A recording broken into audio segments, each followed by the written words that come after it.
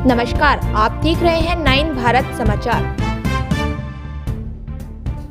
नगरोटा सूर्या में विश्व वेटलैंड दिवस मनाया गया, जिसमें विभिन्न स्कूलों, कॉलेजों तथा केंद्रीय विश्वविद्यालय के छात्र छात्राओं ने भाग लिया। इस दौरान बच्चों को पौंग झील के किनारे ले जाकर उन्हें पक्षियों की पहचान करवाई गई तथा वोटिंग भी करवाई गई। उसके बाद नगरोटा सूर्या के इंटरप्रिटेशन सेंटर में विभिन्न प्रतियोगिताओं, जिसमें प्रवासी पक्षियों की पहचान, प्रश्नोत्तरी प्रतियोगिता, पेंटिंग प्रतियोगिता तथा फोटोग्राफी प्रतियोगिता करवाई गई, जिसमें प्रथम, द्वितीय तथा तृतीय स्थान पर आने वाले छात्र छात्राओं को वन्य प्राणी विभाग द्वारा उन्हें पुरस्कार देकर सम्मानित किया गया। इस अवसर पर वन्य प्राणी विभाग के CCF सौरभ भाई पटेल, वन्य प्राणी विभाग के DFO रैजिक नाड राजस्थान, DFO धर्मशाला संजीव शर्मा, DFO हमीरपुर अंकित सिंह उपस्थित थे। ज्वाली से राजेश खतनौरिया की रिपोर्ट। इसका विधि क्या है, तरीका क्या है?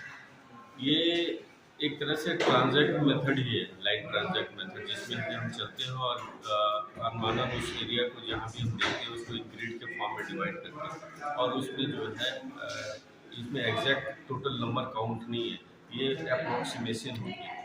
तो वो जो है उसका एक तरीका है डिफाइंड, उसमें वो ग्रिड के फॉर्म में हम बनाते हैं और उसके बाद उस ग्रिड में हम काउंट करते हैं और हम अनुमानन हमें लगता है कि 10 ग्रिड है या 15 ग्रिड है, तो उसको हम उसके साथ अनुमान एस्टिमेशन करते हैं। अगर वो जैसे यहाँ बैठे हैं, यहाँ से आपने की वो उड़ के दूसरी तरफ चले गए, ये थोड़ा बहुत तो होता है, लेकिन ये मास नहीं होता, क्योंकि एक साथ हम आपको इसलिए ये कह रहे हैं कि हम एक साथ जो है 25 साइट्स जो है सेक्शंस में हमने डिवाइड किया हुआ है फॉर्म, और एक सब जगह सारे साइट्स पे एक ही टाइम पे जो है हम सेंसस स्टार्ट करते हैं।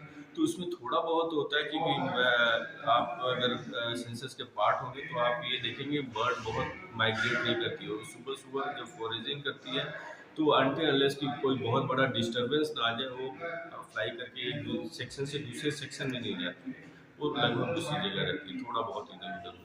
अभी और इसमें और एक पॉइंट है, जब हम जाते हैं ना एक पॉइंट से दूसरे पॉइंट, अभी अगर देखें तो फॉर्म को हमने 25 सेक्शन हमने डिवाइड किया।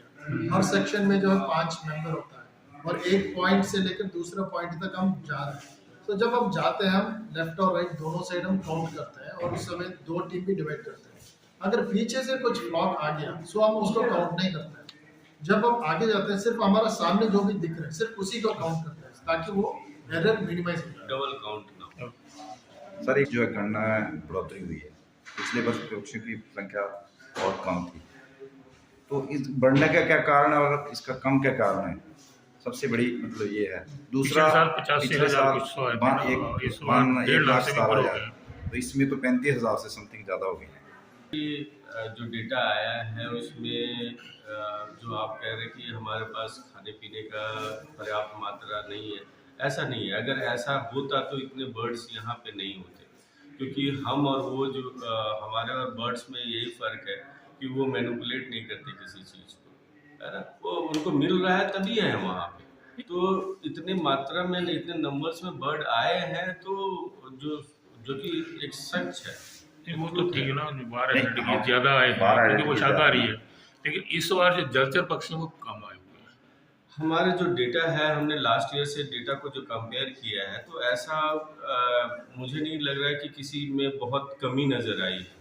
ओवरऑल हर एक जो किस्म है उसमें कुछ ना कुछ बढ़ोतरी। वैसे तो जो आंकड़े आए हैं ना पूरे इंडिया के, इस बार कम ही पक्षी आए पूरे वातावरण की वजह से। जो वातावरण बड़े हैं, आप किस सेंस में आप कह रहे हैं कि आपके जो सेंसिस में विशेषज्ञ पर हमारा जो है वो एक सेक्शन में उन्होंने देखा है।